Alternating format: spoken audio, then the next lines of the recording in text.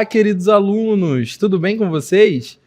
Eu sou o professor Ian Souto, daquele que é o melhor componente, o componente de história.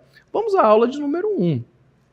Objeto de conhecimento, formação do pensamento nas diferentes sociedades e seu processo de sistematização do conhecimento, desenvolvimento do método científico, sobretudo na área de ciências humanas e sociais aplicadas, e suas contribuições no tempo e no espaço.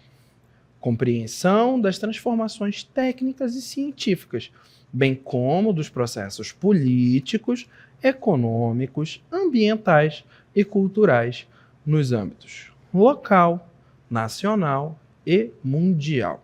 Detalhamento: o Egito Antigo, economia e sociedade. E agora, esse é o momento que você separa as suas canetinhas coloridas, fica conectado, tome nota dos pontos importantes da aula, viu? Vamos lá.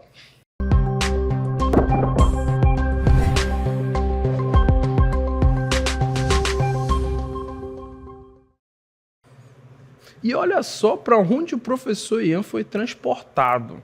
Entrei numa cápsula do tempo e fui para o Egito Antigo. Olha só que cenário maravilhoso, tá? Então, iniciaremos o nosso componente falando do Egito Antigo, tá? Sociedade essa muito importante para a compreensão dos seres humanos, né, na Terra. Como eles começaram a se organizar, né? Diferentes formas de Estado, de lidar também, né, com o espiritual. Então, o Egito Antigo é uma sociedade muito importante. Afinal de contas, ela é o berço de uma das mais importantes e fascinantes civilizações da história. Foi formado, né, a partir da mistura de diversos povos. A população era dividida em vários clãs que se organizavam em comunidades que eram chamadas de nomos. Grave esse conceito aí, tá? Nomos. Estes, né, funcionavam como se fossem pequenos estados independentes. Então, agora, né, que você já está aqui, né, diante do Egito Antigo, vamos falar de algumas particularidades, né, dessa sociedade. Vamos ao texto. O Egito está localizado no nordeste da África e sua civilização se desenvolveu às margens do rio Nilo. Olha só, essa informação ela é muito importante, tá bom? Muito importante mesmo. O Egito ele está localizado no continente africano. É na África, tá? Por muitas das vezes as pessoas confundem, né, pela importância em que essa sociedade ela apresenta para a civilização. Por muitas das vezes pensam que o Egito está localizado na Europa. E isso é um erro. Então, compreenda que essa sociedade tão importante ela está localizada no nordeste do continente africano, na África, tá bom? E surgiu por volta de 3.100 anos antes de Cristo, com a unificação do Alto e Baixo Egito, tá? Realizada pelo primeiro faraó, o Namer, tá? Também conhecido como Menes, e floresceu ao longo de 3 grandes períodos chamados de reinos. Na nossa cartela nós percebemos, né, um mapa, e essa parte que está em verde, ela é chamada, né, da crescente fértil. Então você percebe, né, que apresenta, né, diante da localização geográfica, você tem uma característica muito importante, que é a crescente fértil. E agora, né, nós iremos visualizar um ponto muito importante desse processo de unificação que foi implementado pelo Menes. Podemos perceber que no Egito Antigo você tinha 3 diferentes, né, formas de coroação do faraó. Você tinha a coroa, tá, do Baixo Egito, tá, que apresentava essa predominância da cor branca, a coroa do Alto Egito, e a partir do processo de unificação, você tem, né, a junção dessas duas coroas. Então, vale ressaltar justamente essa característica, né, de unificação. Você percebe que o visual, né, o item, o objeto, ele é importante, e é importante não somente na sociedade atual, né, o visual, mas também no passado. Então você percebe justamente que a história, a disciplina da história, é esse olhar para o passado para, né, compreender aspectos do hoje. Tá? O Egito, ele era formado justamente pelos agrupamentos, né, chamados de nomos. Esses nomos, eles eram independentes.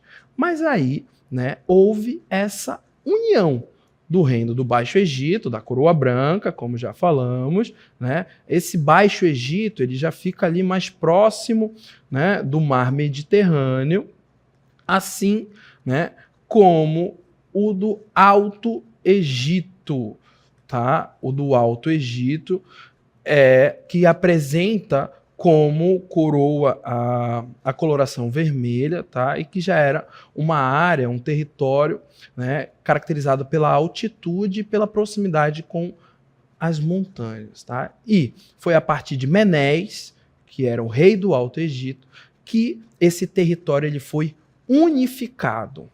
Tá? E é a partir de 3.200 a.C., que Menéis ele vai implementar e marca justamente o início do período dinástico de Menéis, que torna-se o primeiro faraó do Egito. Dentro desse processo de unificação, iremos compreender o período dinástico. E agora na nossa cartela, temos aqui, né, a divisão desse período dinástico em Antigo Império, que vai entre 3.200 a 2.000 anos antes de Cristo, o Médio Império, que foi entre 2.000 anos antes de Cristo até mais ou menos 1580, e do Novo Império, que vai, né, de 1580 a aproximadamente 1085. Tá? Então você já percebe esse panorama geral do período dinástico do Egito Antigo, que é dividido entre Antigo Império, Médio Império e Novo Império. E agora nós vamos, né, nos atentarmos às principais características de cada fase desse período dinástico. Vamos ao Antigo Império. Apresenta, né, como uma de suas características a concentração do poder nas mãos do faraó.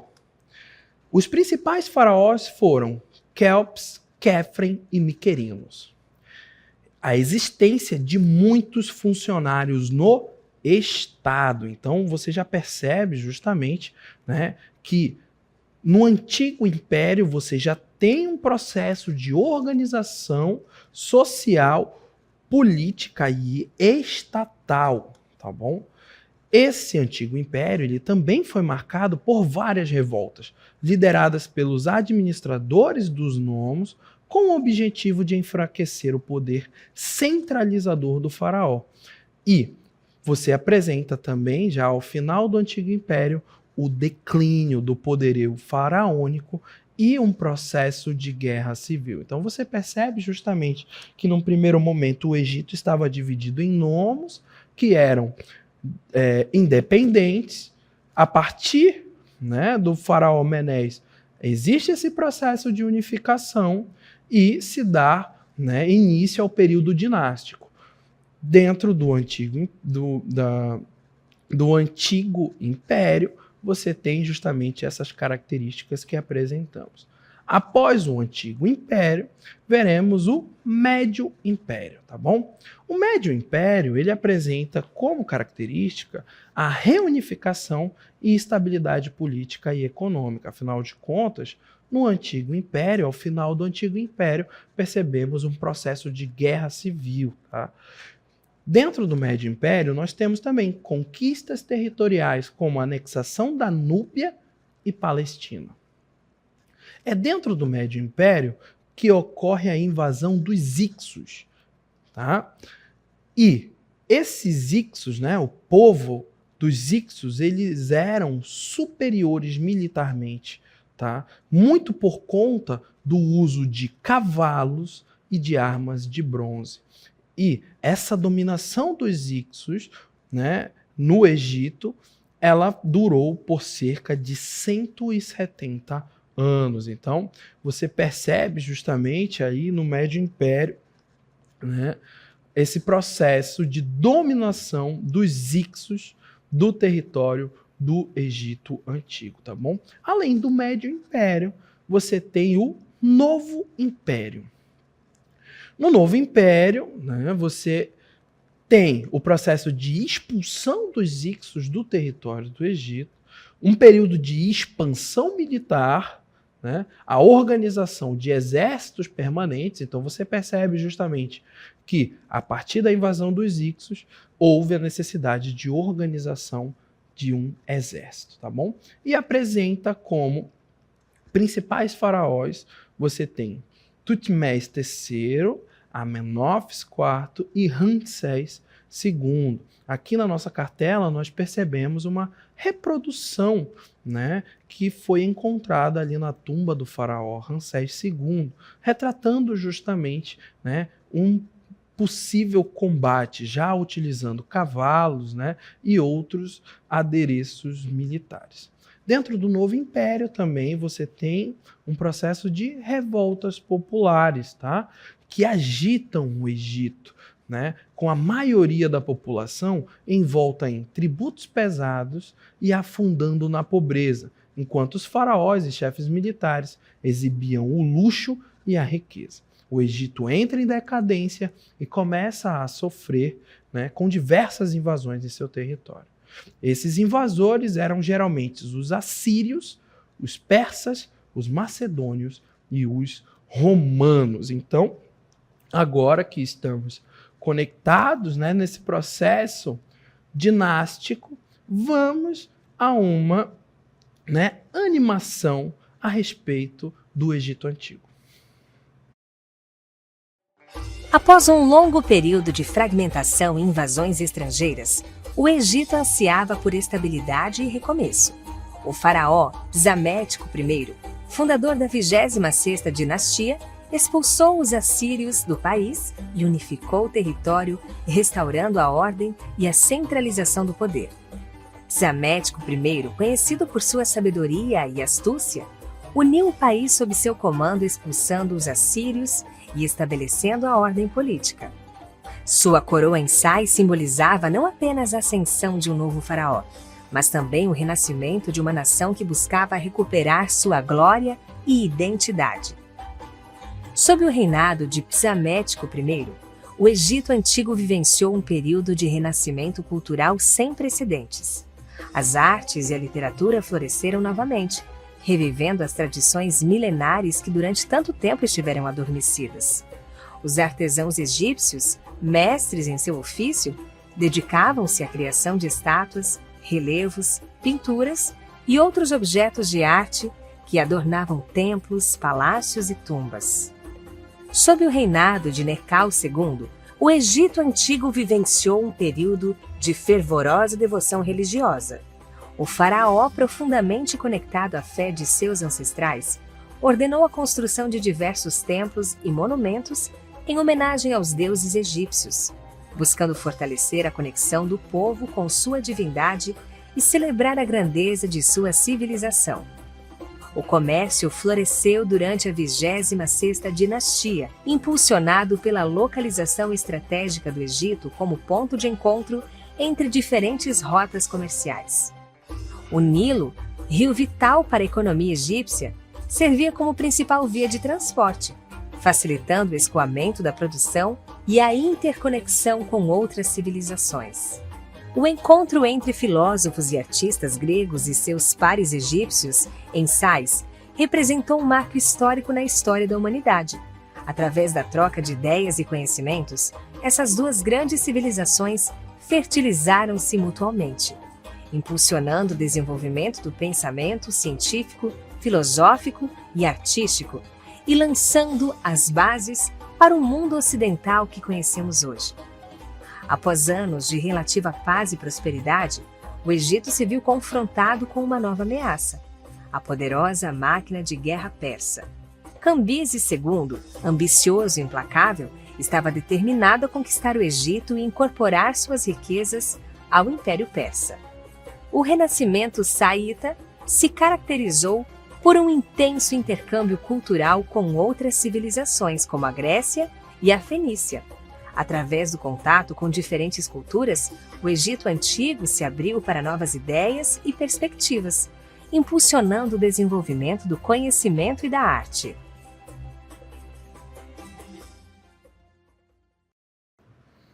Ó, que animação maravilhosa, tá? Você percebeu justamente, né, dentro dessa animação, o processo de ressurgimento, tá, da sociedade egípcia, tá bom? E vamos agora analisar a economia. O rio Nilo era justamente o grande responsável pela economia, tá? Pois essa sociedade tinha como base econômica a agricultura e os produtos que eram cultivados, né? O trigo, a cevada, frutas, legumes, tá? Vale ressaltar que todas as terras pertenciam a uma pessoa, ao faraó. O faraó, né, ele tinha também uma série de sacerdotes, escribas e chefes militares que administravam conjuntamente com ele os trabalhadores livres, os escravizados, que ali cultivavam a terra, tá bom? A economia egípcia também apresentava como característica a criação de animais, tá? Carneiros, cabras, e a existência de algumas indústrias de cerâmica e mineração e têxteis, tá bom? As relações comerciais, né, que eram traçadas com os povos vizinhos, ela advinha justamente do comércio a partir do mar Mediterrâneo, tá? Um dos principais, né, povos de trocas comerciais eram os fenícios, tá? Fornecedores de matéria-prima para a construção principalmente dos barcos. As relações comerciais iam até também com a Arábia, com a Índia e com os gregos, que forneciam plantas, né, que serviam como uma das matérias-primas utilizadas no processo de mumificação, que vamos falar daqui a pouquinho, tá? Agora só, um ponto muito importante iremos falar agora, que é a sociedade egípcia. Então, fique conectado. Olha só. No topo você tem o faraó e a sua família, né, que era apoiado por justamente uma sua família imediata, incluindo a rainha, os príncipes, tá? Logo abaixo vinham os altos funcionários que detinham cargos importantes no governo, exército e administração. Abaixo deles, essa sociedade apresentava os sacerdotes e sacerdotisas, tá? Que tinham um status elevado e gozavam de respeito e poder. Abaixo, você tem os artesãos e comerciantes, tá? Artesãos como os ferreiros, os ourives, escultores, tecelões, assim como os comerciantes, né? Que eram justamente os facilitadores desse comércio dentro do Egito, assim como, né, externo com as outras civilizações, ao longo do Mar Mediterrâneo e do Mar Vermelho. Abaixo dessa categoria e dessa divisão social, nós temos os camponeses e trabalhadores, né, que eram justamente os responsáveis por fornecer os alimentos e recursos para a sociedade egípcia. E na base nós temos quem? Os escravizados, né? Embora essa escravidão no Egito Antigo fosse relativamente limitada em comparação como em outras sociedades, mas mesmo assim ainda existiam escravos que trabalhavam em condições servis, né, precárias, em casas de nobres, nos templos e principalmente nos projetos de construção. E agora, na nossa próxima cartela, nós iremos visualizar justamente essa divisão da sociedade egípcia, né, com o faraó ao topo, abaixo os altos funcionários, logo depois os sacerdotes, artesãos, camponeses e na base os escravos, né? Vale ressaltar que essa divisão social ela se apresenta no formato de uma pirâmide, pois quanto mais alto, né, você pertencia com o seu status, quanto mais alto o seu status nessa sociedade, né, menos pessoas apresentavam-se com esse status. Então você percebe que na base você tem mais pessoas até chegar à figura do faraó, que era uma pessoa única e que era a única pessoa, na verdade, que estava no topo, tá? Dessa divisão social do Egito Antigo, tá? Outro ponto muito importante e que está, né, muito conectado com o dia a dia é a arquitetura egípcia. Tá? E aqui estamos num cenário maravilhoso, né, reproduzindo justamente um dos templos egípcios. Essa arquitetura ela é muito marcada pela religiosidade. Né? Grandes templos como os de Karnak, Luxor, Abu Simbel, né, e as célebres pirâmides de Gizé, né, elas foram construídas para durar pela eternidade. Tanto que, até os dias atuais, muitas dessas construções ainda estão, né, de pé, refletindo justamente a crença, né, dos egípcios na vida após a morte e o poder que era divino do faraó. Então você entende que essa sociedade era uma sociedade teocrática. Olha só, um ponto muito importante, tá? Teocrática, era uma sociedade teocrática, pois o seu principal líder apresentava, né, características de uma divindade. O seu poder também ele era pautado e embasado a partir, né, de uma divindade. Então, o faraó era tratado como um próprio Deus na Terra. Além da arquitetura, nós temos a pintura egípcia, tá?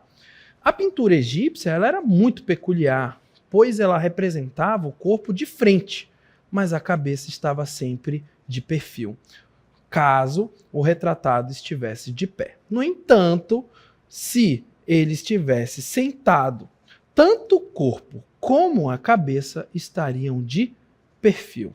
Pintava-se as paredes dos palácios, templos e especialmente as tumbas destinadas aos faraós. Então você percebe justamente que era uma sociedade muito ligada e antenada com a questão da vida após a morte. Então é por isso, né, que até os dias atuais, né, você tem uma gama de arqueólogos, historiadores, museólogos que trabalham arduamente, né, atrás justamente desses vestígios da sociedade egípcia e que encontram tumbas, né, principalmente as tumbas muito bem ornamentadas, cheias de, né, desenhos, ouro, enfim.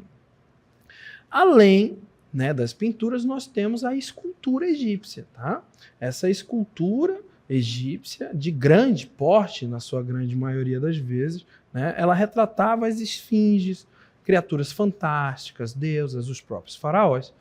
E elas merecem atenção, né, também as obras de pequeno porte, como os sarcófagos, né, que eram feitos de pedra ou de madeira, nos quais os artífices, né, procuravam reproduzir as feições do morto para ajudar a alma a encontrar o corpo. Então você já entende justamente que uma característica fundamental dessa sociedade era essa conexão com o espiritual. Você tem como características dessa escultura a rigidez e a frontalidade. tá? A lei da frontalidade, sempre de frente, né, para as esculturas, a idealização e um certo padrão, tá? Figuras humanas e divinas de forma idealizada. E também, claro, uma hierarquia, né? O faraó, ele sempre é retratado em uma escala maior do que os seus súditos. Além da iconografia e simbolismo, o faraó frequentemente era retratado usando os ureus, né? A cobra sagrada em sua coroa, simbolizando a proteção e autoridade. O material e as técnicas, de um modo geral, eram feitos de granito, calcário, né? Bálsato e, claro, né? A função ritualística e religiosa, que servia como os intermediários entre os vivos e os deuses. Além das esculturas, nós temos o conhecimento em astronomia. Tá? Os egípcios, como todos os povos da antiguidade, eles eram ótimos astrônomos e observavam justamente a trajetória do Sol, né? Já dividiam o calendário em 365 dias, né? E o dia deles também apresentava 24 horas, que é, né, a divisão utilizada até os dias atuais pela grande maioria dos povos ocidentais. Então você percebe justamente que estamos falando de uma sociedade com 1000 anos, 2000 anos, 3000 anos antes de Cristo, mas que já apresentava todo esse processo complexo de organização, tanto social quanto política e cultural. Então, esse aspecto justamente do conhecimento né, da astronomia, da sua relação com as divindades, refletem justamente, né, a complexidade e a importância dessa sociedade para a compreensão justamente do mundo e da organização de um modo geral no globo. Tá?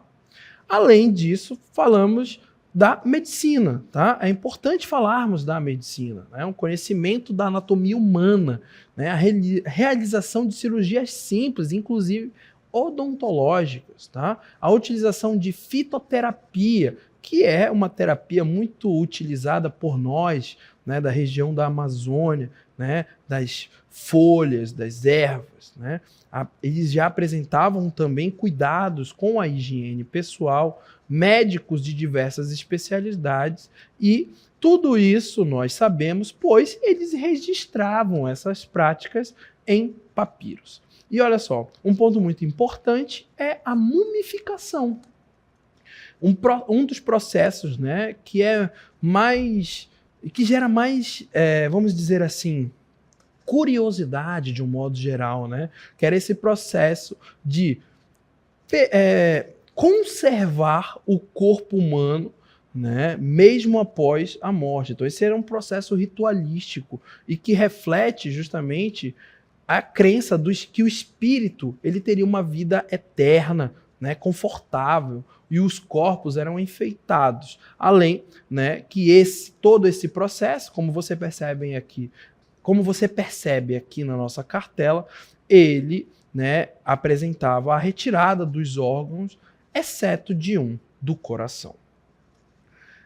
Também, né, precisamos falar a respeito da escrita egípcia, os hieróglifos, tá?